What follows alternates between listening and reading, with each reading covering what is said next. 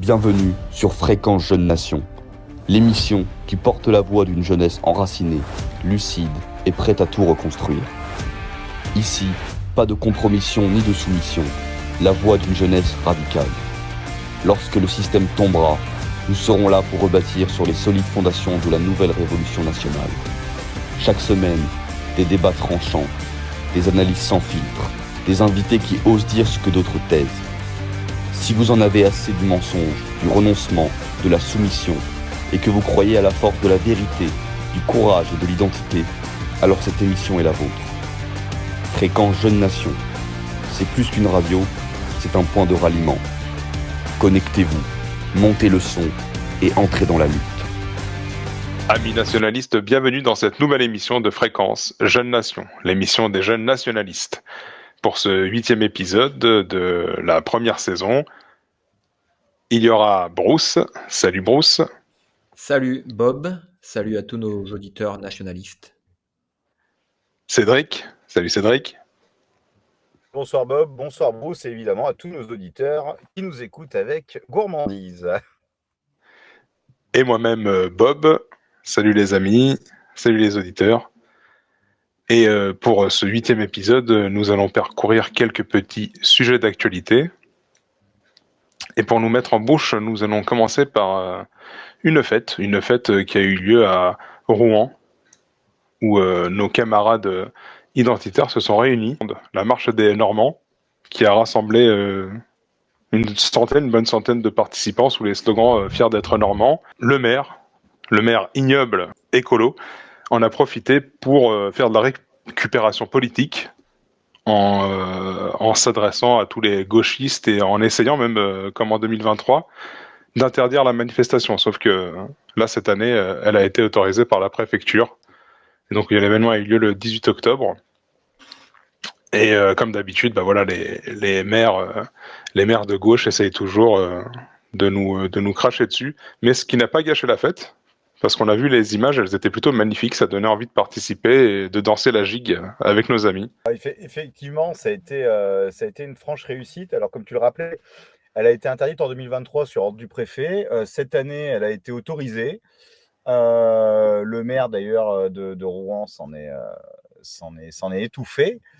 Il a fait une très belle déclaration sur Twitter en disant que cette marche était un scandale, que les participants étaient la Ligue de l'humanité, des nazis, des racistes, ce que vous voulez, et qu'il fallait croire dans les valeurs de la sacro-sainte République. Donc, cher Cédric, excuse-moi. Oui. Je te propose que l'on écoute les paroles de notre cher rossignol Nicolas Meyer. Ce samedi 18 octobre, un collectif identitaire, réactionnaire, raciste, xénophobe, pour tout dire anti-républicain, cherche à défiler dans les rues de Rouen pour une marche des fiertés des Normands. Cette marche avait déjà été interdite en 2023 par la préfecture. Et comme maire, j'ai demandé qu'à nouveau, cette année, elle le soit interdite.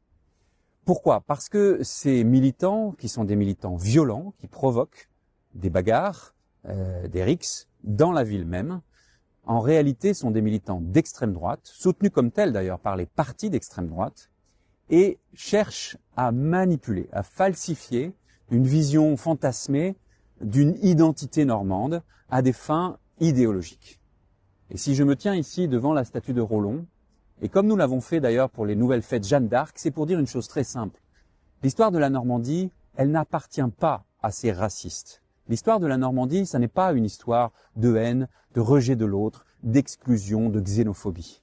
Et de la même façon que nous nous sommes battus pour interdire la soirée Ausländer Raus, qui est un chant et un slogan nazi, nous serons toujours à Rouen porteurs et défenseurs des valeurs de tolérance d'une ville de cœur, d'une ville qui sait qu'au fronton des bâtiments de la République, il y a la devise de la République, et que dans la devise de la République, il y a liberté, il y a égalité, et il y a aussi fraternité. Rouen ne sera jamais une ville de haine. Bon alors voilà, comme nos auditeurs ont pu l'entendre, hein, voilà, on est exactement dans ce que j'évoquais précédemment. On voit cependant que donc c'est la même tartufferie. Hein, ce sont eux qui sont les gentils, ce sont eux qui sont les défenseurs de l'humanité tout entière. Bon, par contre, pour défendre l'identité culturelle de cette belle région qu'est la Normandie, il n'y a plus personne, hein, c'est toujours pareil, hein, parce que il faut toujours aller défendre l'opprimé quand il est à des milliers de kilomètres de nos frontières, mais par contre, défendre son propre peuple, pardon, c'est parfaitement scandaleux. En attendant, ce qu'on voit, c'est que cette manifestation s'est très bien passée. On voit alors effectivement un peu bruyante parce que y a des slogans et tout, mais bon, les villes tenues par la gauche ou l'extrême gauche sont plutôt habituées à avoir des militants radicaux, donc du même bord politique que la mairie, qui fracassent absolument tout sur leur passage. Là, en l'occurrence, comme pour le C9M, hein, il y a énormément de monde qui est là, c'est un peu animé, effectivement, mais il n'y a pas un papier gras qui traîne par terre. Donc, que ces militants identitaires, nationalistes aient voulu mettre à l'honneur Rollon, premier duc de Normandie, et l'identité normande, c'est une très bonne chose, c'est très très bien. Et ce qui est intéressant, c'est de voir que, cette manifestation n'a pas été interdite par la préfecture, et de deux, que y a des centaines de jeunes qui ont participé à cet événement et qui revendiquent fièrement leur attachement à la Normandie, à la tradition normande, à l'histoire de la Normandie. Donc un franc succès. C'était vraiment, comme tu disais, c'était des images très plaisantes à voir, de voir tous ces drapeaux normands flotter au vent et dans les villes. Alors évidemment, il y a toujours eu quelques mécontents, bon, toujours les mêmes, hein, des mecs qui ont, alors c'est pas pour faire du conflit de génération, mais toujours les mêmes, hein, des vieux boomers de 60 balais, comme on les appelle, qui étaient en train de gueuler et qui s'exclamaient avec des gestes obscènes, hein, les réseaux sociaux pullulent de ces vidéos. Mais voilà, mais un beau succès. Je suis très fier de ce qu'ont fait nos camarades normands. C'est vraiment quelque chose de magnifique. J'espère qu'ils le renouvelleront prochainement. Oui, moi j'aimerais relever 2 points positifs. Premièrement, en effet, c'est sur la répression, puisque depuis un certain nombre d'années, là, depuis les années autour de 2022, avec la circulaire Darmanin, il y avait une grosse vague répressive et on a vu que beaucoup d'événements patriotiques, nationalistes ou identitaires ont été interdits. Effectivement, ces derniers mois, on a l'impression qu'il y a un peu moins d'interdictions. Est-ce que c'est lié à la situation un peu instable des gouvernements actuels? Je ne sais pas, mais on a moins d'interdictions, donc c'est bonne chose pour l'avenir. Ça inaugure quand même qu'on arrive à organiser des événements qui ne sont pas interdits, donc c'est une bonne chose. Et deuxièmement, c'est voilà, une organisation d'une manifestation un peu identitaire en Normandie. On a d'autres événements un peu similaires qui sont organisés partout en France ces dernières années. Par exemple, la marche pour Saint-Martin, organisée à Tours par le mouvement des Tours et des Lys avec Alexandre Boumy. Donc on a la multiplication d'un certain nombre d'événements, de manifestations, ce qui permet justement aux jeunes de retourner dans la rue. Et donc je pense que ça inaugure de bonnes choses pour les prochaines années, puisqu'on apprend, les militants apprennent à retourner dans la rue, ils apprennent encore à manifester, à organiser des événements. Donc ça inaugure de bonnes choses pour l'avenir, je pense. Il y a aussi des fêtes comme le canon français, qui, si je me trompe pas, n'ont rien à voir avec la politique, qui ont subi des tentatives d'interdiction par des groupuscules de gauche. C'est quand même ridicule. On en est arrivé à un stade où tout événement un peu franchouillard, comme on dit, un peu enfin le canon français, c'est typiquement des fêtes de village, mais avec une échelle un petit peu plus vaste. Mais voilà, étant donné que les mecs font des barbecues, chantent, portent des bérets et font la fête comme nos parents ont pu le connaître, comme on a pu le connaître suivant nos lieux d'habitation, c'est considéré comme étant du nazisme. Alors bon, alors peut-être que les nationaux-socialistes faisaient des banquets aussi dans leur village en Thuringe, je ne sais pas, c'est pas impossible non plus. Mais si à partir du moment où on commence à faire une bouffe entre potes, qu'on soit 5 ou 500, c'est forcément national-socialiste, bon, dans ce cas, la fête de l'UMA, c'est national-socialiste. Hein.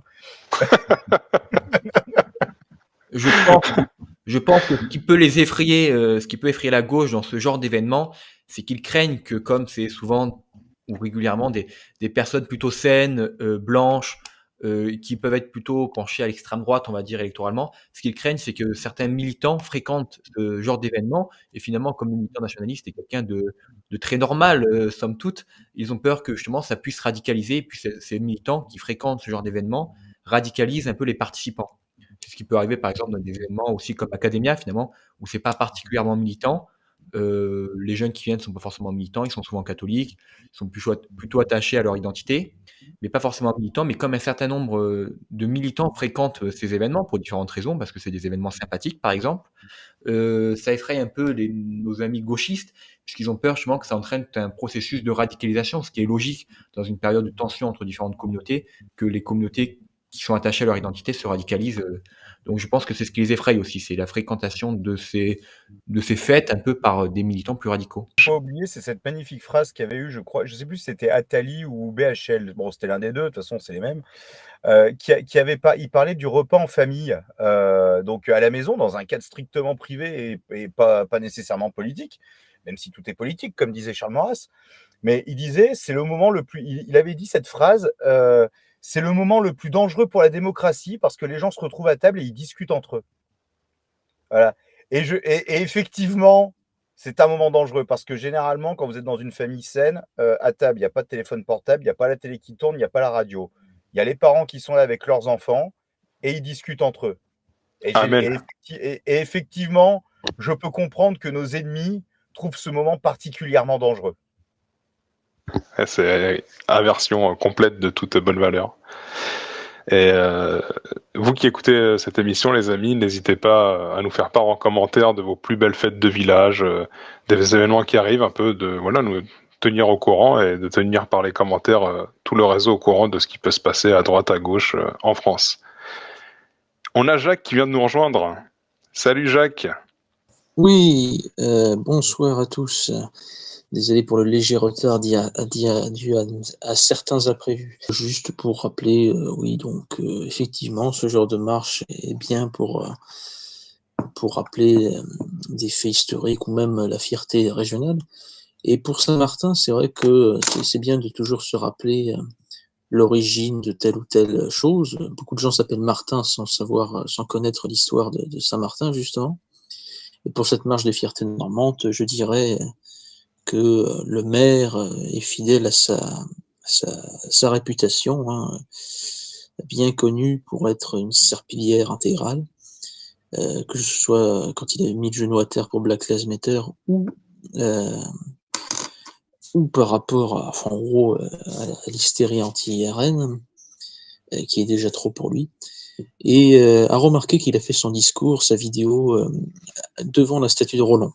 Donc c'est bien connu, Roland était un socialiste pro-immigration et pro-LGBT. Hein, c'est bien connu. Je me rappelle Jeanne d'Arc transsexuelle ou des choses comme ça. Et je vous invite vraiment à aller voir les images, c'était très très très festif, ça donne envie. Les gars, carrément, il y en avait qui étaient en armure médiévale, en train de danser. Enfin, ça invite à la joie et à l'amour historique. Et dès à présent, passons au 16 octobre. On remonte à 2 jours avant la marche des Normands. Nous avons eu droit sur Radio Courtoisie à un grand débat sur l'identité française. Alors c'était un octogone avec un 2 contre 1.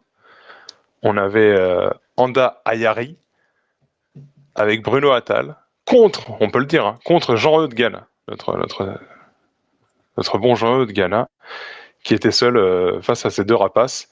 Ces deux rapaces qui nous présentent une espèce de diversité patriote, les colorés, les petits dragibus Haribo patriotes, voilà, qui nous vendent un enracinement, qui nous vendent la France multicolore, etc.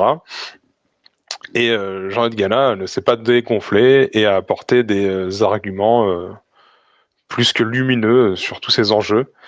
Et à laisser les chroniqueurs un peu s'étouffer dans leurs bêtises. Est-ce que vous avez écouté ce qui s'est passé? Est-ce que vous avez suivi ce débat, cette confrontation, si on peut dire?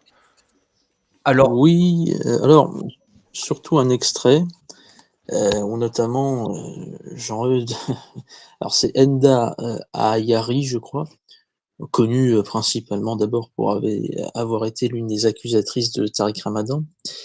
Et Bruno Attal, voilà, touche pas mon flic, tout ça. Alors, le problème, c'est effectivement, Jean-Eudes a gardé son calme face à deux excités, Mais il aurait peut-être dû plus insister sur certaines choses, puisque il a surtout parlé d'assimilation, qui n'est pas tout à fait la ligne en vogue dans le milieu nationaliste. Après, comme dit précédemment, il était à 2 contre 1, et 2 particulièrement arrogants, avec Bruno Attal qui a comparé le fait de s'assimiler à une France chrétienne avec le fait qu'un islamiste veuille convertir les gens à sa religion.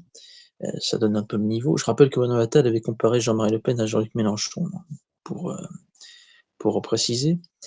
Et donc, comment dire, effectivement, on a 2 visions qui s'affrontent. Une vision issue d'un SOS racisme de droite, donc avec Enda Hari qui explique qu'en fait la France, c'est toute la diversité de toutes les couleurs et de tous les genres, hein, avec les transsexuels notamment. Et Jean-Eudes défend un minimum d'enracinement. Alors il n'a pas tellement abordé la question ethnique, pour peut-être des raisons légales, on va dire. Mais je trouve qu'il aurait dû aussi dire, par exemple, que ce n'est pas deux Gugus ou 2 énergumènes qui n'ont même pas 10 ans dans le militantisme, on va dire, qui vont expliquer à quelqu'un comme lui, qui a des années et des années de militantisme derrière lui, que ce soit dans la Manif pour tous, l'Alvarium, Red Angers, le mouvement Chouan, Académie Christiana, et j'en passe. Et donc, voilà, c'était assez agaçant de voir ces 2 énergumènes se permettre de cracher à la figure en fait, de la réalité, hein, parce qu'eux défendent une vision où n'importe qui vient avec un front tricolore est déjà plus français que vous. Et aussi, petite pique de fin, par contre, ces 2 personnes soutiennent également Israël, qui n'est pas tout à fait connu pour être très antiraciste, et qui est plutôt connu pour avoir un chauvinisme racial exacerbé, qui ferait passer les nationalistes pour des militants antiracistes en comparaison. Donc voilà ce que j'avais à dire sur ce débat, et puis je laisse aux autres apporter leur analyse. Alors moi, j'ai envie de dire étonnamment, j'ai écouté ce débat. Je dis étonnamment parce que de manière habituelle, je n'écoute pas spécialement Radio Courtoisie, et quand je vois ce débat, je comprends pourquoi. Ce qui est lunaire avant les propos même que tiennent ces 2 invités-là, Bruno Attal et Anda Yahari, c'est qu'il existe sur un média qui est soi-disant du camp national, comme TV Liberté, un tel débat. C'est ça qui est choquant. Et d'ailleurs, ces personnages comme Bruno Attal, je crois, sont régulièrement aussi invités sur TV Liberté. Mais c'est vrai qu'un jeune nationaliste, je crois, n'écoute pas beaucoup ni Radio Courtoisie, ni ne regarde beaucoup TV Liberté. Je crois que c'est vraiment les 2 médias des boomers du camp national. Et c'est vrai que du coup, je sais pas trop ce qui se passe souvent sur ces médias. Mais effectivement, là, j'ai écouté ce débat parce qu'il est ressorti sur plusieurs chaînes Telegram plus radicales. Donc j'ai vu ce débat et puis là, il faut que j'écoute. Et effectivement, c'est un débat complètement lunaire entre, on se croirait vraiment dans les années 90 avec 2 personnes d'SOS Racisme contre Jean-Marie Le Pen. Hein. C'est exactement ça. Deux hystériques qui passent leur temps d'ailleurs à traiter leur adversaire de fasciste ou de nazi, hein, parce que c'est ça, de toute façon, vous êtes un nazi chez Jean-Luc Ganas, c'est des propos de Bruno Attal sur Radio Courtoisie. Le fait qu'il existe un tel débat est proprement lunaire, ça qu'il faut préciser avant tout. Et effectivement, le débat sur l'assimilation est complètement ridicule. La seule ligne qu'il faudrait tenir, mais c'est effectivement, on ne peut pas le dire, en tout cas on ne peut pas le dire si on veut continuer à travailler sur Radio Courtoisie ou être invité sur Radio Courtoisie, mais la seule chose qu'il aurait fallu dire, par exemple, à Enda Yahari, c'est que quand on lui demande si il la trouve pas assez française, si jamais il se permet de juger de sa francité, il fallait répondre effectivement oui, on se permet de juger de notre francité, et effectivement, la seule chose qu'on a à se dire, c'est qu'on ne devrait rien avoir à se dire, que tout nous sépare et que tout doit nous séparer, et que la seule raison pour laquelle on devrait parler, c'est comment organiser les choses pour que tout nous sépare entre nous, les Français de souche, et vous, Enda Yahari, qui êtes complètement une déracinée. Voilà ce que j'avais à dire rapidement. Oui, quand elle a demandé s'il trouvait qu'elle n'était pas assez française, il aurait dû répondre vous l'êtes pas du tout. Voilà, vous êtes une déracinée totale. Et puis effectivement, Radio Courtoisie, alors c'est vrai que je ne regarde pas tellement comme toi l'actualité de cette radio, même si elle peut avoir des choses intéressantes, mais bon, ce genre, notamment quand elles avaient interrogé Alexandre des Tours et d'Hélice pour le CNFM. Enfin, franchement, c'est vrai que ça devient un peu un cirque avec ce genre d'individu qui raconte n'importe quoi et qui peut se permettre de parler avec une arrogance pareille. Après, je pense qu'il aurait pu parler de la question ethnique en disant simplement que c'est une évidence, hein. Déjà, le terme patriote, parce que leur collectif s'appelle les Patriotes de la diversité, hein, on ne peut pas faire plus cliché. Le mot patriote revient donc à la patrie. La patrie, ça veut littéralement dire la terre des pères. Je ne suis pas tout à fait sûr que Enda Ayari et Bruno Attal puissent dire qu'ils ont depuis des siècles des pères sur cette terre qu'est la France. Donc, s'ils étaient cohérents, bon, déjà Bruno Attal irait en Israël, hein, et donc c'était lunaire, effectivement, et puis c'était très peu supportable de voir deux énergumènes excités pour défendre quelque chose qui est vraiment... Excuse-moi, Jacques, mais Oui. que quand même, Jean-Eudes, il demande quelque chose de très très clair, c'est de se séparer de sa religion et de ses coutumes pour continuer à vivre en France. Alors là, il les met vraiment face au mur, enfin le dos au mur, et il commence à partir dans des espèces d'explications, comment dire, des comparaisons poétiques de graines, d'arbres, etc., qui ne veulent absolument rien dire. Mais c'est vrai qu'à ce moment-là, Jean-Eudes Gana, lui-même, est-ce qu'il sait... Moi, ce que j'aimerais bien quand même savoir, c'est si un jour il va s'expatrier, admettons, hein, pour le travail ou quoi que ce soit, est-ce qu'un nationaliste, pour autant, parce qu'il va passer 40 ans de sa vie dans un autre pays, doit renier sa religion et sa culture, par exemple s'il va travailler, je sais pas moi, en Chine.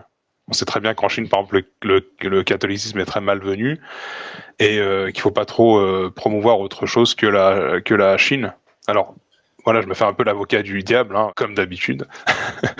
Et alors, voilà, est-ce qu'un nationaliste doit se renier s'il va s'expatrier un certain nombre d'années dans un autre pays?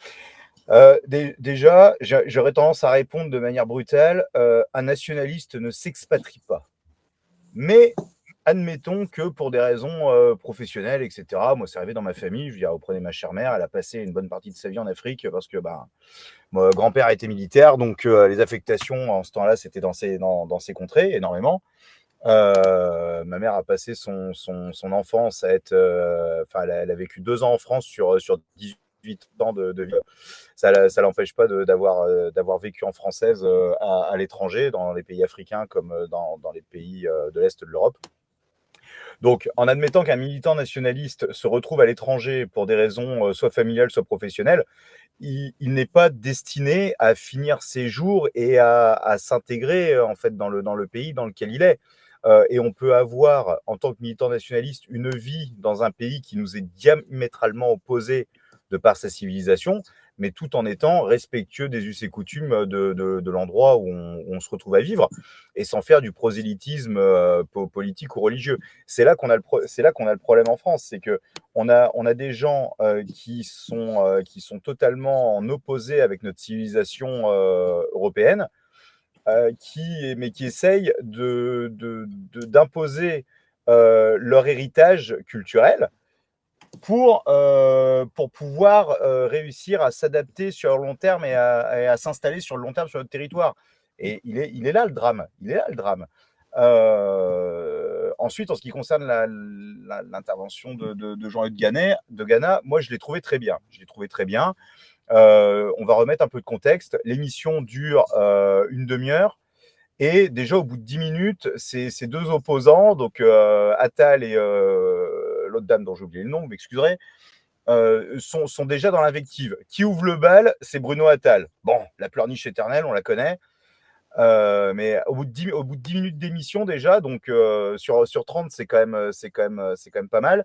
Il ouvre le bal au niveau des invectives et au niveau de la pleurniche. Donc c'est compliqué à partir de ce moment-là d'avoir vraiment un discours qui puisse être intelligible et serein. Effectivement, le débat déjà il est lunaire.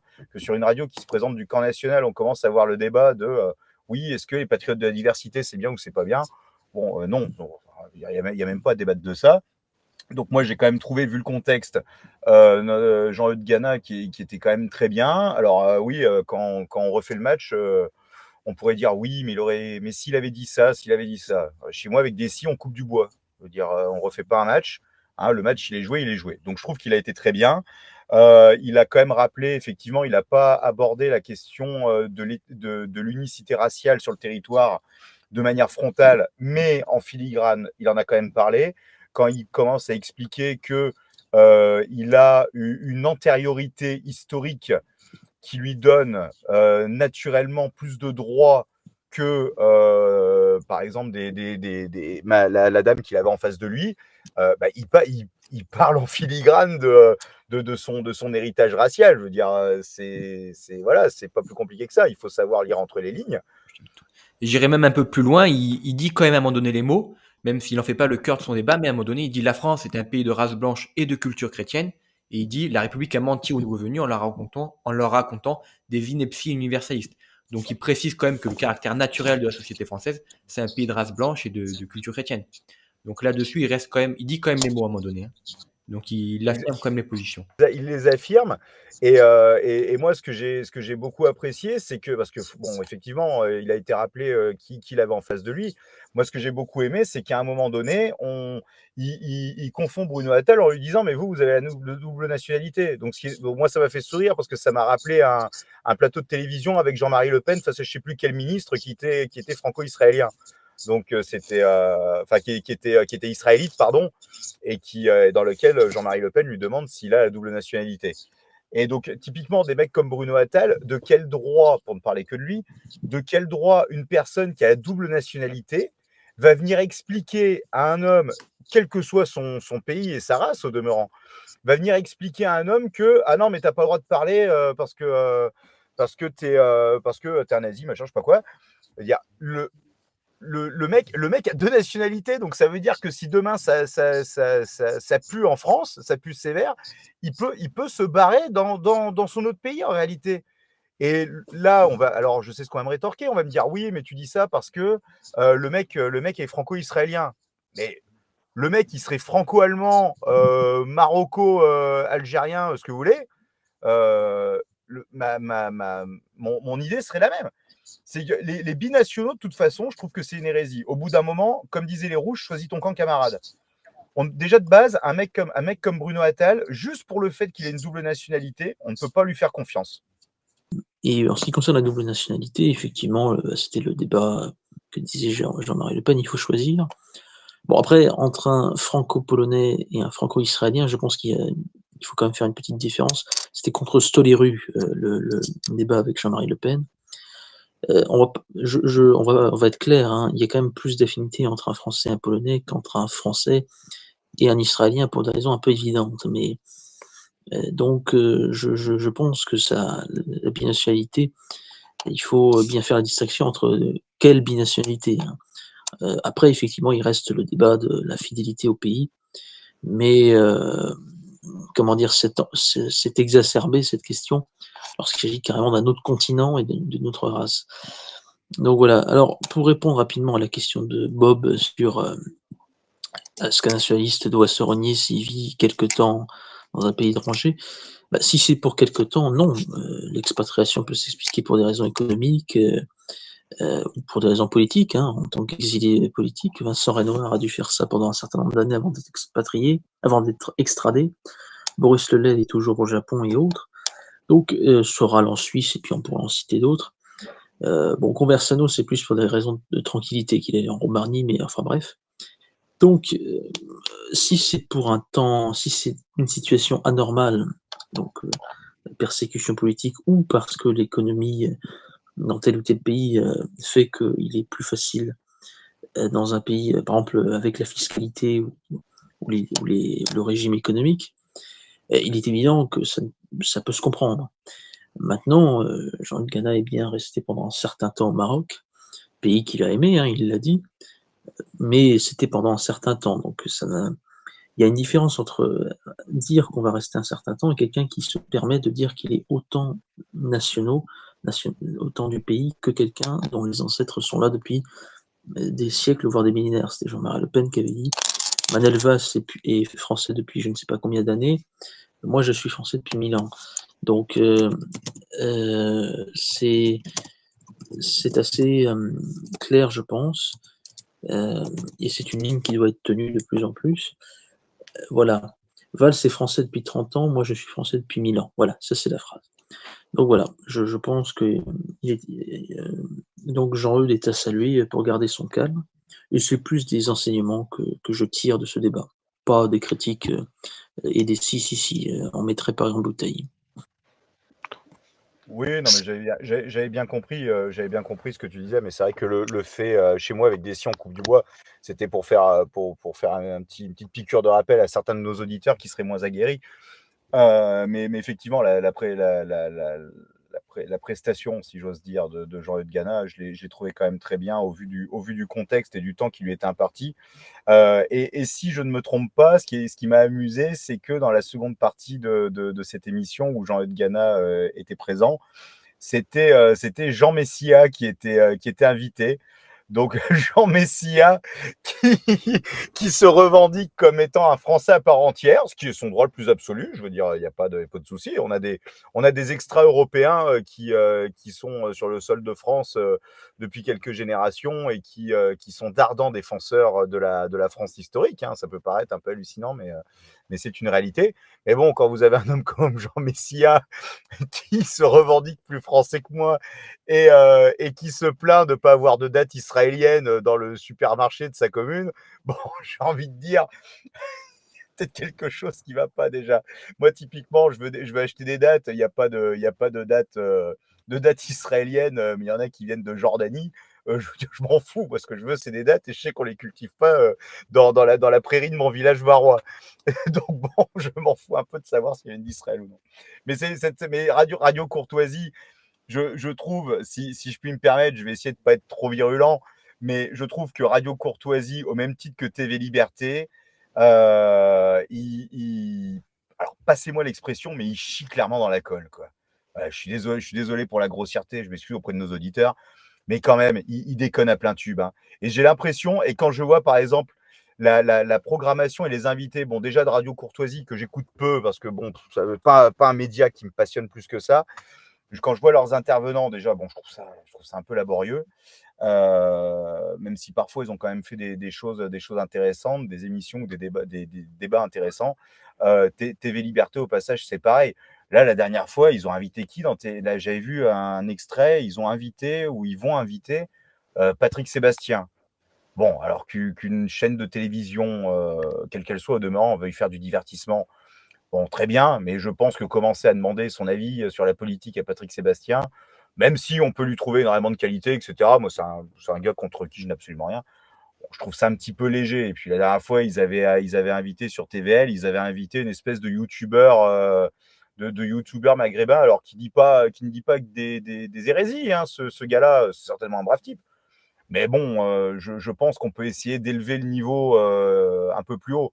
Et on sait pertinemment que sur des chaînes comme Radio Courtoisie ou TVL, les militants nationalistes sincères et qui sont vraiment, qui vont à la source du mal dans leurs propos, on me comprendra, ne sont pas invités. Et on sait très bien qu'il y a une liste noire sur ces médias de gens qu'ils ne veulent pas inviter. Je pense notamment à Yvan Benedetti, pour ne parler que de lui.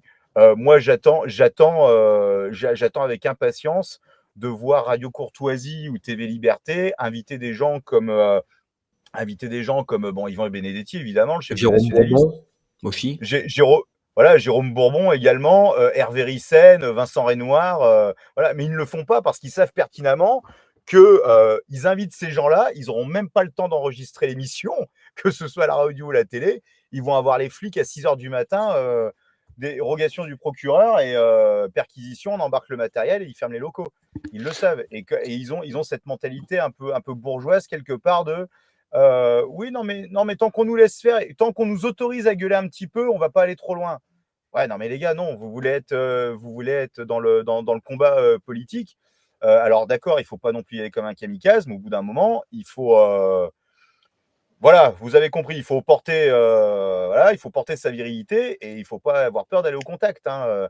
Il y a des gars qui ont sacrifié leur vie sociale pour défendre la France. Il y en a qui ont sacrifié leur vie physique pour défendre la France. Alors, c'est bien beau dans des émissions de se féliciter, de dire oui, regardez, les soldats de la guerre de 14 étaient courageux, machin, etc. Oui, mais vous leur rendez pas honneur en vous pliant devant la moindre menace de procès, quoi. C'est pour ça que j'en veux quand même pas mal à Radio Courtoisie et à TV Liberté sur leur choix politique, finalement. Après, c'est tout à fait compréhensible venant de la part de ces deux médias, parce que ce sont des entreprises. Et avant tout, ils gagnent de l'argent avant de faire un combat politique. Et plus ça tourne, plus ça marche, plus ils fonctionnent comme des plateaux télé. Bon, bah, la radio Courtoisie, elle est là depuis très très longtemps, je n'ai pas les dates exactes, mais très bien installée, et ce n'est pas dans son but que d'un coup s'éteindre, parce que justement, ils vont embrasser un combat politique qui pourrait les mener à des risques d'interruption, de non-subvention, etc. Oui, j'allais te dire, je suis d'accord. Et effectivement, je comprends je comprends ce que tu dis. Mais regarde, alors bon, effectivement, c'est pas forcément le même niveau, mais tu regardes Rivarol, qui est un journal qui existe depuis 1951. Rivarol, ils ont toujours pris des positions très radicales. Des positions très radicales. Bon, alors effectivement, il se retrouve en difficulté avec les procès, les absences de facilité pour les frais postaux, etc. Jérôme Bourbon le rappelle régulièrement. Mais ils tiennent la ligne et ils continuent Ah de oui, tenir la ligne, bon gré mal gré. Alors bon, ils ont des soutiens qui font qu'ils arrivent encore bon gré mal gré à tenir la ligne. ah Mais non, mais je compare pas, hein. Attention. voilà. Ouais, non, non, mais Je- pour dire qu'il pas- y a des exemples, qui existent.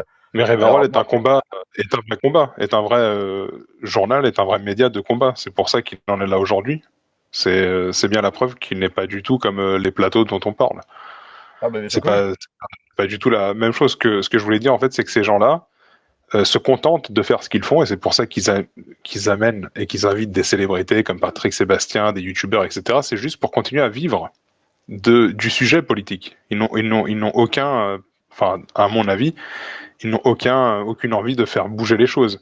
Et pour en revenir à ce qu'on disait pour ce sujet avec Jean-Eudes Gana et les deux des patriotes de la diversité, à chaque fois, le système est tellement bien rodé que lorsqu'il sent qu'il y a une opinion publique, là en ce moment en France, en Angleterre, en Irlande, etc., qui tend vers nos positions nationalistes, le système arrive à édulcorer, à casser l'envie de n'importe quel Français, par exemple, à aller plus loin que tous ces petits partis, que toutes ces petites maisons qui existent déjà, parce que c'est bien facile d'aller chez les patriotes de la diversité, c'est bien facile d'aller chez les souverainistes, c'est bien facile d'aller chez TV Liberté. Il n'y a aucun risque en fait. Et c'est là où il ne faut pas tomber dans le piège, et c'est là où nous devons être très très présents médiatiquement et le plus possible, en tout cas malgré les petits moyens qu'on a. Et quand Jean-Eudes Gana est présent dans ces endroits-là, c'est une vraie bombe atomique. Ce qu'il faut de manière globale, c'est encourager tous ceux qui, par exemple, auraient des sympathies pour ces médias comme TV Liberté, à faire pression pour que ces médias arrêtent d'inviter des personnalités complètement inintéressantes, sans intérêt, comme Bruno Attal, comme cette fille dont j'ai déjà oublié le nom, des Patriotes de la Diversité. Il faut que les personnes qui fassent des dons à ces médias, qui écoutent régulièrement, fassent véritablement pression par l'envoi de messages ou autre, pour que ce cirque s'arrête.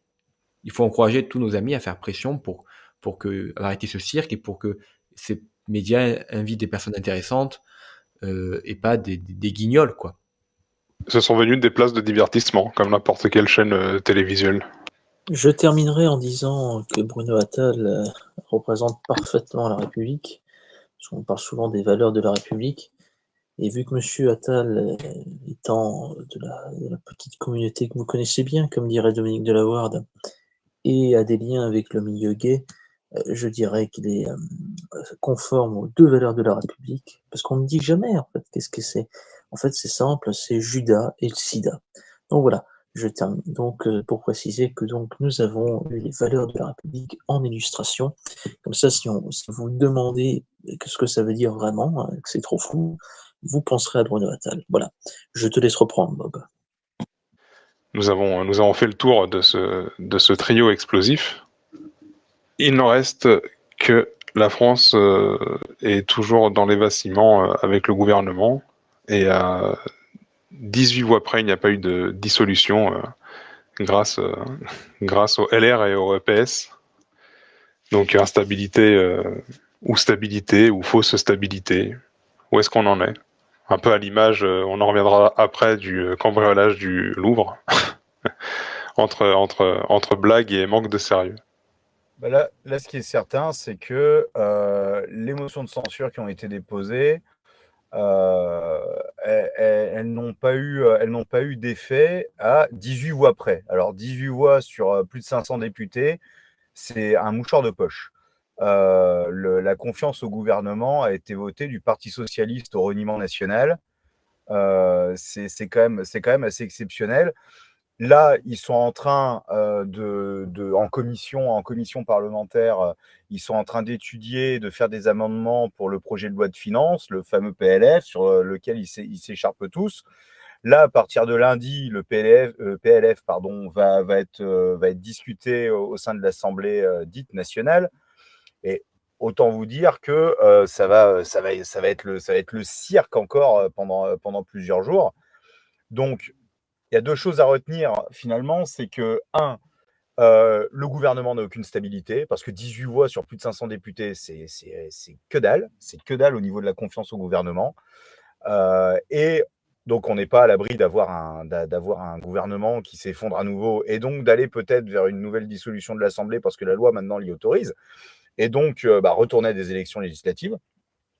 Et l'autre chose, c'est ce qu'on disait dans la dernière émission, c'est que finalement, ces gens-là ne s'écharpent pas sur ce que doit être la France, ils s'écharpent sur l'économie. La France est tellement éclatée au niveau de sa population que le seul dénominateur commun, finalement, c'est l'économie, la stabilité économique. Donc, c'est comme je le disais certainement dans la dernière émission, c'est un vaste cirque, c'est une tartufferie permanente. Et je n'attends qu'une seule chose, c'est que tout leur système et toutes ces institutions malsaines, finalement, s'effondrent et qu'on prenne le pouvoir et qu'on remette l'église au milieu du village. Ça n'inspire pas grand monde, ces histoires de l'Élysée, vraiment à l'image des Français. On ne sait plus sur quel pied danser. C'est très simple. Ah pardon, vas-y Jacques. C'est très simple. En fait, il faut se dire qu'à chaque fois que ces gens font un nouveau numéro de leur cirque, ils démontrent par A plus B qu'on a raison et que leur régime est pourri. Donc on peut à la limite les remercier d'être aussi ridicules et d'être aussi nuisibles. Maintenant, c'est au tour des Français de peut-être prendre les bonnes décisions et d'arrêter de faire confiance à ce régime. Voilà. De toute façon, on sera amené à reparler de ce sujet, je pense, dans les prochaines émissions, puisque là, il n'y a pas de solution, comme on l'a déjà dit à la dernière émission. Donc, même si c'est Bob l'animateur, je propose de passer au sujet suivant. Sujet suivant, comme on en parlait, le cambriolage du Louvre. Alors, j'ai vu ça.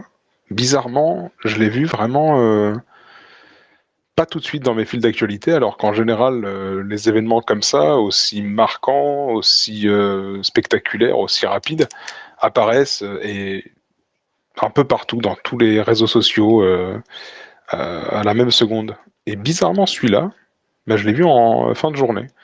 Alors certes, je ne suis pas ultra connecté non plus, mais celui-là, on dirait, par rapport à l'ampleur de l'événement, qu'il n'a pas été médiatisé comme il se doit. Et puis après, j'ai commencé un peu à regarder, comme je fais d'habitude, je me cale un peu devant la téloche sur des sujets comme ça, et puis je regarde comment est-ce qu'ils abordent ça, les BFM, les CNews, les LCI, les trucs. Et là, je les ai trouvés un peu tièdes.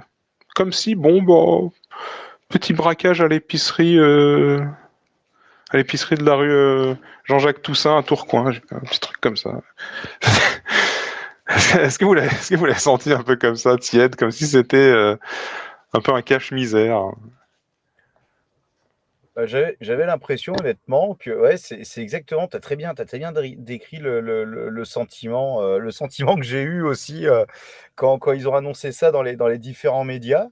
Et puis quand ils en parlent même encore maintenant sur certaines radios, que ce soit RMC, LCI, etc. Quand ils en parlent, voilà, ouais, on a vraiment l'impression que c'est un non-événement. Il n'y aura pas de problème. Et ce qui est très drôle, c'est que on en a fait, les médias en ont fait des caisses sur l'incarcération de Nicolas Sarkozy. Par contre, le fait que notre trésor national se fasse braquer par deux gaziers avec une nacelle et un T-Max dans un musée de renommée mondiale, ça ne choque, enfin, ça ne choque personne. Alors, et ce qui est très drôle, je l'ai entendu encore ce matin, me semble-t-il. On en parle, c'était donc à la radio, sur le plateau, donc je ne pourrais plus vous dire quelle radio c'était. Il y avait un journaliste qui commence à expliquer que oui, mais c'est normal qu'on n'en parle pas plus que ça, parce que vous savez, des cambriolages dans les musées, il y en a déjà eu. Donc il parle de l'affaire de la Joconde qui avait été dérobée, me semble-t-il, en 1911, donc il y a plus d'un siècle. Et le journaliste commence à dire non, mais c'est normal qu'on n'en parle pas plus parce qu'après tout, un Oui. cambriolage, c'est pas si important, ça arrive et machin. Oui, enfin, on parle quand même des bijoux de la famille impériale. Je veux dire, c'est pas non plus, ils ont pas volé une statue africaine primitive du Quai d'Orsay. Je veux dire, c'est pas. Alors, je dis ça, je précise, c'est pas, j'ai pas d'appétence pour l'art africain primitif ni pour l'art européen primitif. D'ailleurs, je n'ai pas d'appétence particulière là-dessus. Mais c'est pour vous dire, je veux dire, c'est pas quelque chose qui vient d'une autre nation ou d'un autre continent qui a été volé. C'est quelque chose qui fait vraiment partie de notre histoire nationale. Mais tout le monde s'en fout, à part Pierre-Jean Chalençon qui en a pleuré quand même, Ouais, qui est dans les mois. Mais non, mais Pierre-Jean Chalençon, on en est loin, effectivement, politiquement parlant et même humainement parlant. Disons que nous n'avons pas les mêmes goûts en tant qu'être humain. Mais non, mais Pierre-Jean Chalençon, il en a pleuré. Pourquoi? Parce que Pierre-Jean Chalençon, c'est un fanatique de l'empereur et de l'époque napoléonienne. Donc, je peux comprendre, ayant moi-même quelques lubies de collectionneur, je peux le comprendre que ça l'ait touché, effectivement. Quand on est passionné par un sujet et qu'on voit des trésors comme ceux-là être embarqués par des margoulins, forcément, on peut être qu'attristé. Je veux dire, ça c'est l'âme du collectionneur qui parle. Mais le fait que moi, ce qui me choque, c'est qu'effectivement, dans les médias, on en parle comme si c'était l'épicerie du quartier qui s'est fait braquer un paquet de pépitos, et que les Français, entre eux, n'en parlent même pas. ah non, rien. Il n'y a absolument rien. C'est effarant. C'est incroyable.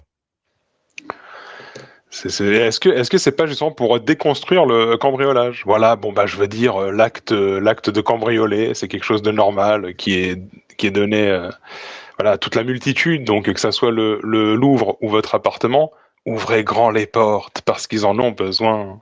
Ils en ont besoin. Est-ce que c'est pas ça le message? Mais attends, mais vous savez ce qui a été le plus recherché par les internautes au sujet du cambriolage du musée du Louvre? Ça a été la marque de la nacelle qui a été utilisée. Non, mais c'est même pas une blague, hein. Oh C'est là là. l'élément concernant le cambriolage du Louvre qui a été le plus recherché sur Internet par les gens, c'est la marque et le modèle de la nacelle. C'est quand même un truc, c'est quand même quelque chose de fou. Et bon, alors après, dans cette affaire, voilà, il y a des experts en sécurité en œuvre d'art qui disent bon, bah voilà, un braquage comme ça, enfin, un cambriolage comme ça, c'est quelque chose qui a été commandité par des collectionneurs, de sorte à ce que les œuvres d'art, parce qu'il y a un très gros marché de l'œuvre d'art, un très gros marché noir des œuvres d'art à travers le monde. C'est les services de police au niveau européen, internationaux sont, sont, vraiment dessus parce qu'il y a vraiment un trafic d'œuvres d'art qui existe. Donc, il y a des experts qui disent voilà, ça a été commandité, etc. Mais il y a d'autres problèmes qui se posent en réalité sur la sécurité du Louvre. C'est que, alors certains ont parlé justement des agents de sécurité qui sont mal formés, qui sont des mecs. Alors bon, certains ont été un peu virulents, mais pour connaître un peu le domaine de la sécurité privée dans ce genre de site, il n'y a pas non plus que des abrutis. Mais bon, certains commentaires disaient oui, voilà, on a pris des immigrés fraîchement arrivés qui parlent pas français, qui habitent le 9-3 pour sécuriser le Louvre, alors qu'on devrait mettre des mecs un peu plus sérieux. Jusque-là, c'est un argument que j'entends. On commence à nous expliquer qu'on ne peut pas mettre des mesures de sécurité exceptionnelles parce que le Louvre est un bâtiment ancien et comme c'est un bâtiment historique, il est régi par les bâtiments de France, donc on ne peut pas faire ce qu'on veut. Ce que je peux entendre également, mais on pourrait pertinemment avoir des dérogations quand ce sont des vieux bâtiments qui accueillent ce genre de choses. Bon, voilà, après, ça, on rentre dans la législation et dans l'aspect politique. Mais c'est vrai qu'il y a eu énormément de failles et je reviens sur ce que je disais, c'est que ce qui est dingue, c'est que les gens s'en foutent et on a l'impression que même les médias s'en foutent. C'est l'épicerie du coin qui s'est fait braquer. Non, je suis désolé, je dis pas qu'il faut non plus déclencher tous les services du renseignement intérieur et extérieur pour retrouver les joyaux de la couronne, mais encore que. Je serais plutôt pour, mais voilà, mais c'est navrant de voir que ce sujet est traité par-dessus la jambe. Effectivement, et même si les raisons de ce cambriolage sont sûrement multifactorielles, dans tous les cas, ça illustre la décadence des institutions, la décadence de la société en France. Et même l'irresponsabilité aussi de tous ceux qui nous gouvernent, puisque quelqu'un qui aurait un peu d'honneur, par exemple un ministre de la Culture ou autre, face à un tel événement, devrait normalement, s'il avait un peu d'honneur, proposer sa démission ou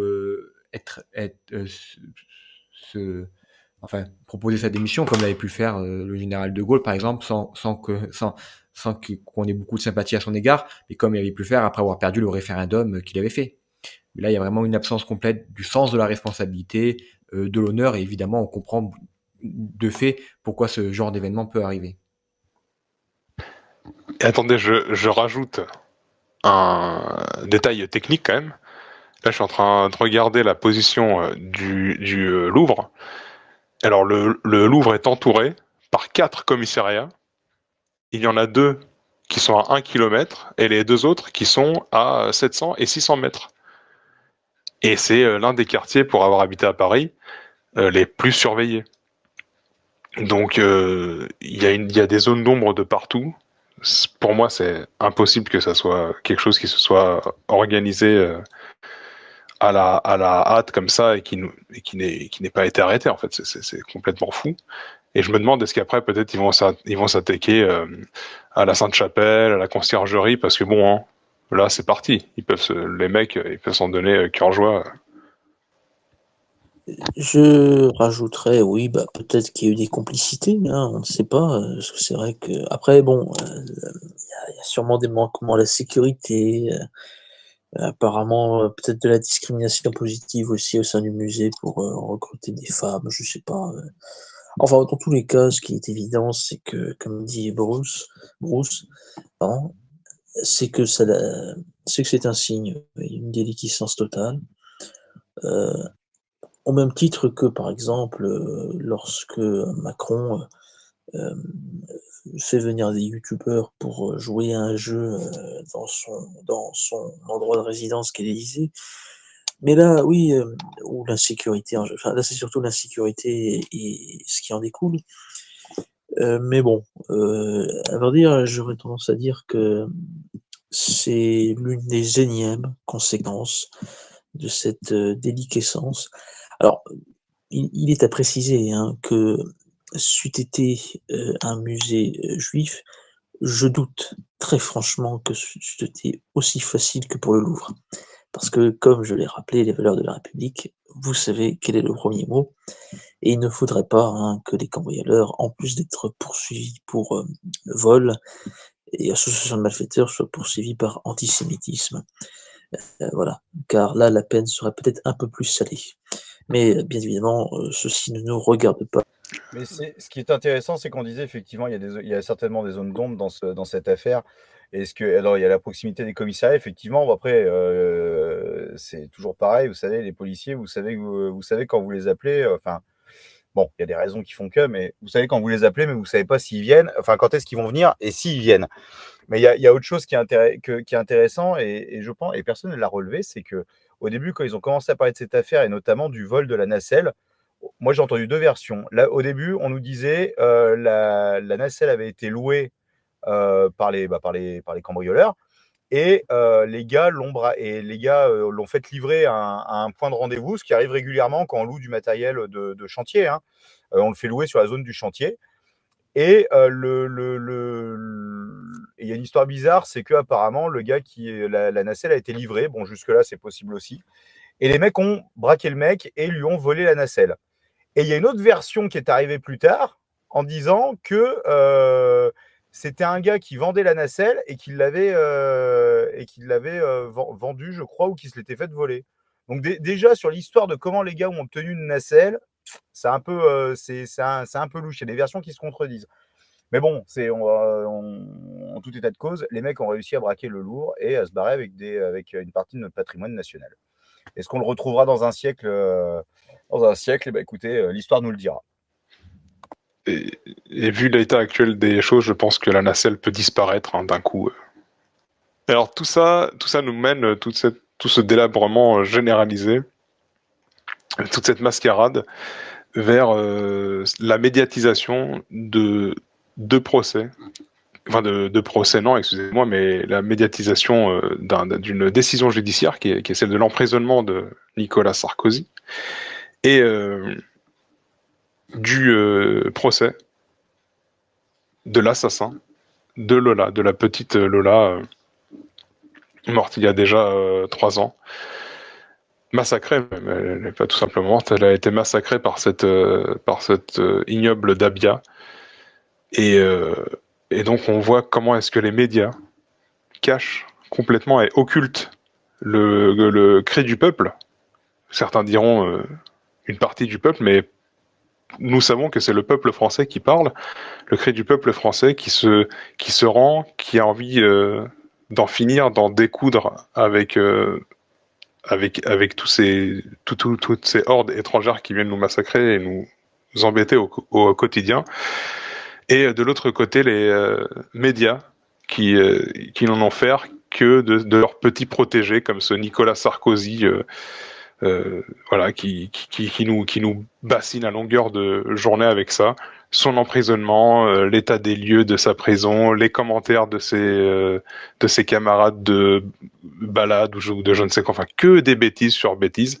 Et à côté de ça, nous avons des dizaines de personnes qui viennent soutenir la famille de Lola au procès, qui viennent assister au procès, qui veulent être les témoins, des témoins vivants de ces actes incroyables qu'a fait cette Dabia sur cet enfant.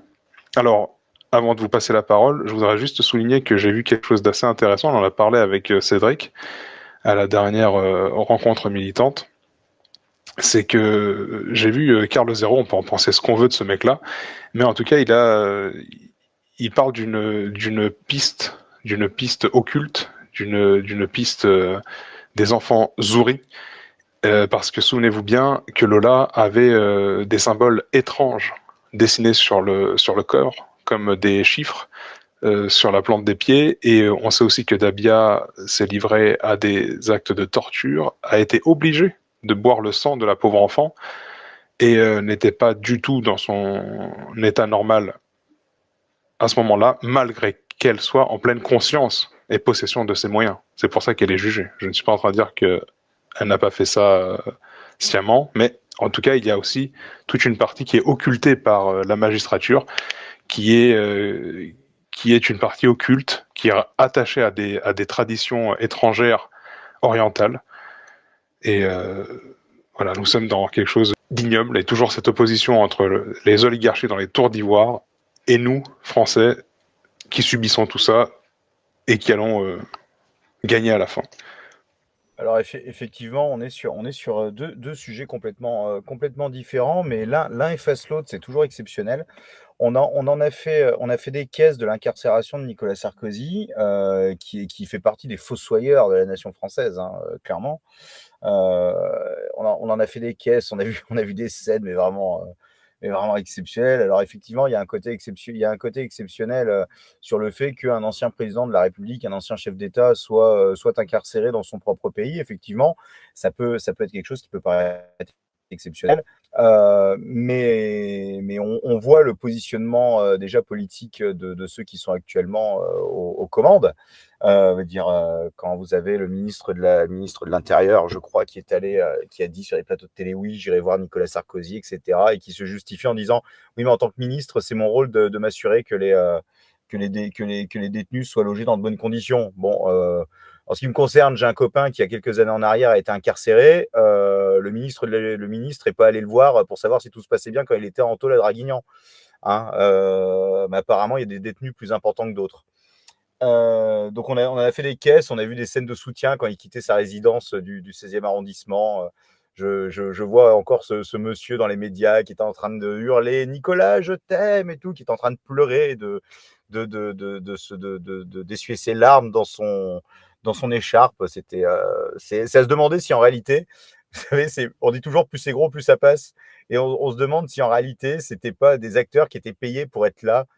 Et ce qui est amusant de voir, c'est que des présidents de la République qui ont été vraiment désavoués par une grande partie de la population, bizarrement, des années plus tard, quand ils reviennent un peu sur la scène publique, ils redeviennent sympathiques aux yeux des gens. C'est assez, enfin, je sais pas, syndrome de Stockholm ou quoi, je ne sais pas. C'est assez intéressant. Mais voilà, on a fait des caisses de cette affaire de l'incarcération de Nicolas Sarkozy, alors qu'on en parle dans les médias. Je pense que c'était nécessaire d'en parler. Mais par contre, effectivement, toute l'issue finalement du procès de cette Dabia qui a kidnappé, violé, torturé, massacré, assassiné la petite Lola il y a 3 ans en arrière. On n'en parle pas. On est en train de mettre ça sous le tapis. Voilà, c'est le procès de Nicolas Sarkozy, c'est l'arbre qui cache la forêt finalement. Et là où effectivement on voit que notre vieux peuple de France a quand même encore quelque chose à sauver, c'est qu'il a cette réaction saine de réclamer la peine maximale, non pas autorisée par la loi française, mais autorisée par la justice des hommes, à savoir la peine capitale.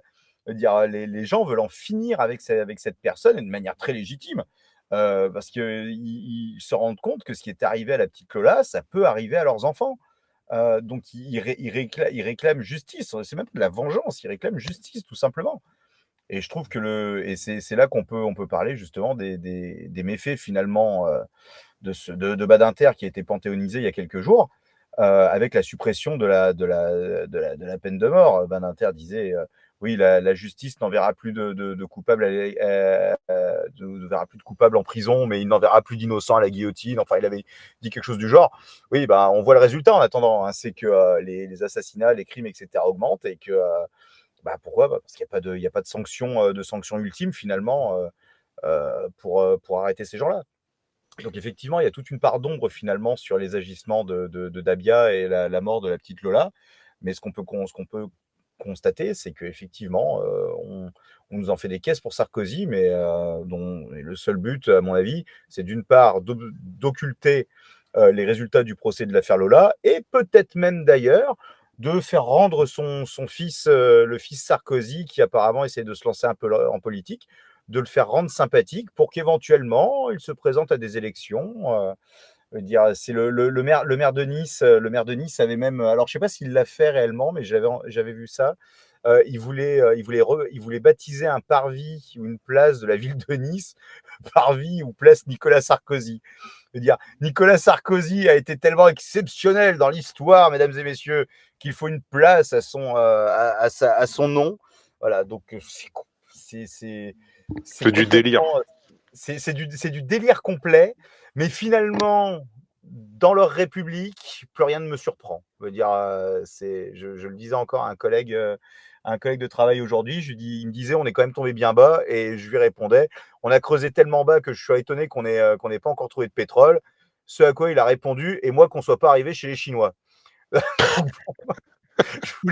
Je vous laisse avec cette réflexion de pauvres prolétaires que nous sommes. Mais c'est vrai que plus rien ne me surprend, mais ça n'en reste pas moins scandaleux en tous les cas.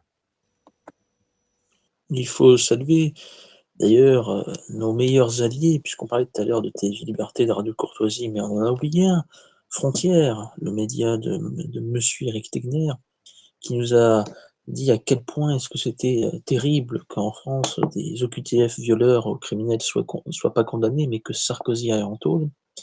Et comme l'a fait Boris Le Lay dans une vidéo qu'on a publiée sur Jeune Nation, donc la légitime condamnation de Sarkozy, il a dit c'est stupide comme raisonnement. C'est pas il y a un laxisme dans le bas, donc il devrait en avoir un laxisme en haut. C'est de se dire c'est une bonne chose que Sarkozy ait été condamné pour des faits réels et pas pour un dossier monté de toutes pièces, contrairement à ce qui a pu être dit. Maintenant, appliquons-le pour le bas. Alors, pour Sarkozy, bon, Abdallah Senussi, donc l'affaire de Français tués que Sarkozy a visiblement oublié quand il a fait ses actes avec les financements libyens. La vidéo de Boris Le Lay est à voir, donc elle résume tout sur ce sinistre personnage qui a tant fait de mal à la France et qui, ça je l'ai appris dans une émission, dans l'émission de démocratie participative justement. Alors là, vous allez peut-être l'apprendre, mais Sarkozy est le sauveur du journal L'Humanité. Effectivement, le journal L'Humanité a failli disparaître sous son mandat, et c'est Sarkozy qui, en tant que bon samaritain, a sauvé le journal en rachetant leurs locaux, je crois, à peu près. Donc, Sarkozy, oui, du journal. Alors, cette action, donc, il est. Voilà. C'est quand même rien que ça, je pense que ça en dit long sur ces médias dits de droite. Donc l'émission c'était Démocratie participative, c'est 110, c'est bien 34, en prison pour nos péchés, avec en premier plan M. Sarkozy et sa femme Carla Bruni qui, rappelons-le, dénonçaient ce qu'elle appelle le sang pourri des Français qui refusaient le métissage. Donc voilà, alors pour Lola, effectivement, hein, ce procès Sarkozy et tout ce cirque autour de son incarcération permet de mettre un peu sous le tapis, totalement même, ces crimes atroces et puis tous ces scandales de criminels sexuels. Il y en a encore un autre là qui a sévi contre une femme de 83 ans, un certain Mamadi Cissé, à Marseille, hein, donc voilà, enfin 83 ans et puis elle en a peut-être 85 aujourd'hui, je crois. Enfin bref, donc voilà, et comme le dit encore une fois DP, on remarquera que la droite cachère, CNews et Frontières, visiblement porte plus d'attention sur le sort terrible de Nicolas Sarkozy et Nagui Bochka que sur cette pauvre femme qui a sûrement des séquelles psychologiques à vie. Mais voilà, ça c'est ce qu'on appelle le sens des priorités de la droite du judéo-christianisme. Les femmes qui se font massacrer, voilà, elle a 85 ans au jour du procès, mais 80 je crois lors du crime. Voilà, donc le sens des priorités, c'est les Français peuvent se faire massacrer, rien à foutre. Par contre, on ose toucher à un poil de Nicolas Sarkozy, qui a tant fait contre la France, hein, et pas pour. Il disait quand même que le combat de sa vie, c'est la sécurité d'Israël. On aurait apprécié que ce soit la sécurité de la France. Eh bien, réjouissons-nous que Sarkozy aille en prison. Ça prouve que tout n'est pas tout contrôlé par les Shylock. Je laisse les autres terminer, enfin continuer s'ils le veulent. Oui, ce qu'il faut vraiment relever, c'est ce contraste entre une bourgeoisie même d'extrême droite, on a envie de dire, dont cet Éric Tegner, qui s'occupe de Frontières, est représentatif, hein, sachant que, petite révélation pour les auditeurs de FJN, Éric Tegner vient presque de nos milieux, on a envie de dire, puisque toute sa famille est dans la tradition catholique.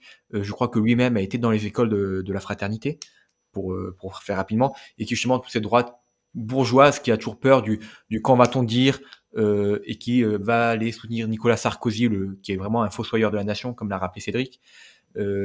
Éric Tegner, qui récemment d'ailleurs j'ai vu s'est fait insulter d'antisémite, et qui du coup s'est mis presque à pleurer sur les réseaux sociaux. Il devenait tout rouge dans sa vidéo. Comment a-t-on osé me traiter d'antisémite alors que chaque jour je défends les juifs, et qui justement est venu faire l'accolade avec Meyer Habib, alors que avec Meyer Habib qui avait agressé des patriotes et des catholiques dans les années 80 à une fête de Jeanne d'Arc. Donc voilà cette droite timorée qu'on trouve à Frontières, à CNews, mais même aussi à TV Liberté, à Radio Courtoisie, justement, qui n'hésite pas régulièrement à prendre la défense de manière totalement incompréhensible de Nicolas Sarkozy, qui a toujours peur du quand va-t-on dire. Et de l'autre côté, une gauche et une extrême gauche qui parfois n'hésitent pas même à être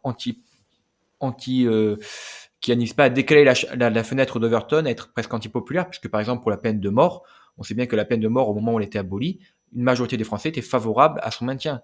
Donc parfois elle n'hésite pas à être antipopulaire, elle n'hésite pas à attaquer, à être agressive. Là je pense à l'article de Libération tout à fait ignoble sorti récemment, qui justement remerciait, qui dans le cadre de l'affaire Lola, remerciait Badinter, parce que la peine de mort étant abolie, cette femme qui a agressé Lola ne pourrait pas se voir appliquer la peine de mort. Donc c'était un article tout à fait ignoble pour dire heureusement, vive Badinter, la peine de mort a été abolie, du coup dans le cas de l'affaire Lola, elle ne pourra pas s'appliquer.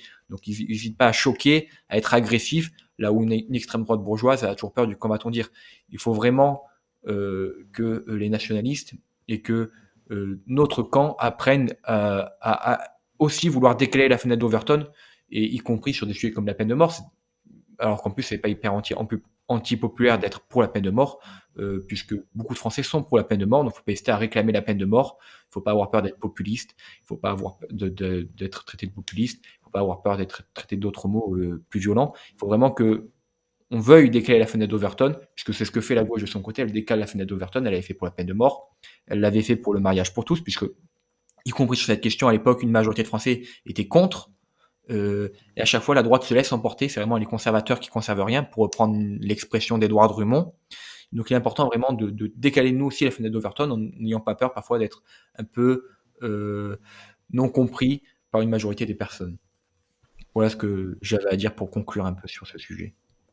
Pour ce qu'il en est, juste de Nicolas Sarkozy qui sauve les meubles du journal L'Humanité. Vous me l'avez appris ce soir, mais rien d'étonnant, parce que la République cherche toujours à sauver ses idiots utiles et ses hordes multicolores. Et c'est pour ça qu'il serait bon de mettre les hordes multicolores de notre côté, parce qu'elles seront assez facilement malléables, à mon avis. Messieurs, après ce tour d'horizon de l'actualité, des divers sujets, je tiens à saluer la maman de Lola et son courage. Et je vous demande si vous avez peut-être un sujet à rajouter ou quelque chose à dire. Je voudrais juste revenir sur un fait qui est arrivé très récemment. C'est la mise en suspension de la carrière d'un jeune professeur d'histoire-géographie suite à une dénonciation de ses camarades d'extrême gauche, parce qu'il y a quelque chose d'assez intéressant à ce sujet. En fait, on a un militant d'Action française, donc qui est le numéro 2 de l'Action française dans sa région, Bastien Bresta, si je ne me trompe pas. Bastien Bresta, pardon, et qui est le numéro 2 de la branche régionale de l'organisation Action française, professeur d'histoire-géographie dans un établissement privé sous contrat catholique, qui a été dénoncé par des professeurs d'extrême gauche, donc militants d'extrême gauche, auprès de Libération notamment, et Libération en disant: vous regardez, c'est odieux, un fasciste qui est professeur dans un établissement, c'est scandaleux, il fait de la propagande, etc. Ce que Bastien Bresta défend complètement, il dit: je fais pas de propagande dans mes cours, je donne juste des cours et c'est réglé. Libération est allé interroger le rectorat à ce sujet, parce que les lycées sous contrat, il faut le savoir, sont soumis au rectorat. Ils n'ont pas les mains totalement libres, si tant est qu'on puisse penser que les établissements hors contrat sont réellement libres, parce qu'il y a quand même des contrôles, et ce qui est bien normal, il y a des contrôles de la part de l'académie. Mais là où l'affaire récente de Bresta est intéressante, c'est que c'est pas une nouveauté en réalité dans la République. Nos auditeurs ont peut-être entendu parler d'une dénommée Maëlys, qui était professeure également, jeune professeure, qui s'est faite dégager pour sa participation et sa putative collaboration dans l'organisation du comité du 9 mai, du fameux défilé qui défraye la chronique tous les ans en plein Paris. Non pas pour ses excès de violence, parce qu'il n'y en a aucun, mais plutôt parce qu'il rassemble cette année, il y avait quand même plus de 2000 personnes qui étaient présentes. Et donc qui s'est fait elle aussi suspendre de ses fonctions. Et je vous disais, ce n'est pas une nouveauté dans l'histoire, puisque Bernard Lugan, l'africaniste que nous connaissons tant, donnait des cours à l'école d'officiers de Saint-Cyr-Coët-Quidan, Et au bout d'un moment, donc il n'a jamais caché ses convictions monarchistes et politiques de manière plus générale. Bernard Lugan, qui était très proche de Dominique Vénère et d'autres. Il enseignait donc de par ses compétences et ses connaissances sur le continent africain. Il enseignait donc aux futurs officiers ses connaissances afin qu'ils soient le mieux formés possible pour comprendre les têtes d'opération sur lesquelles ils allaient être envoyés. Et Bernard Lugan a été remercié. Donc c'est la manière polie de dire qu'il a été viré. Il a été remercié de l'école de Saint-Cyr-Coët-Quidan, en l'occurrence pour ses opinions politiques. Donc c'est quand même formidable de voir que finalement, la République aime se passer de gens compétents. Voilà, c'est quand même formidable. Vous n'êtes pas proche de nous, on considère que vous êtes des nuls et on va vous virer.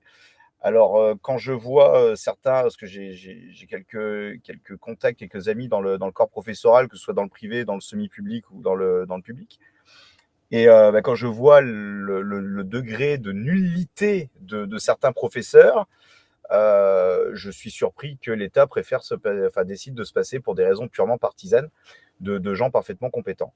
C'est dramatique. Et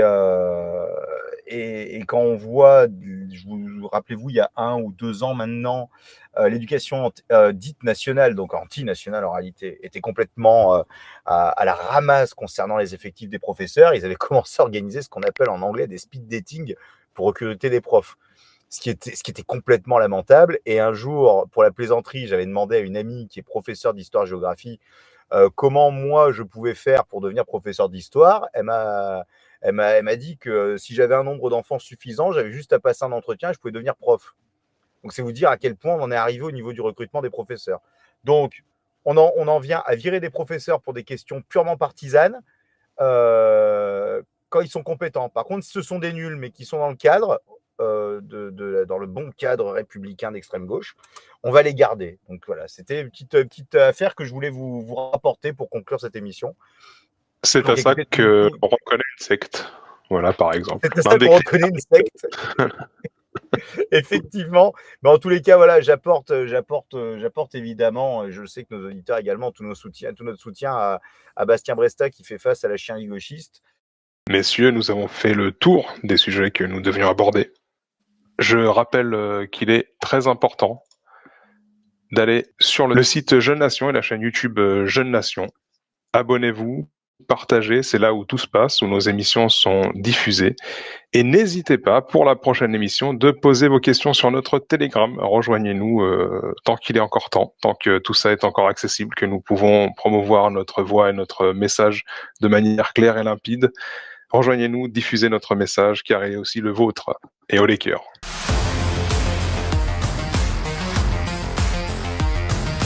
Vous étiez à l'écoute de Fréquence Jeune Nation, la voix des jeunes militants enracinés.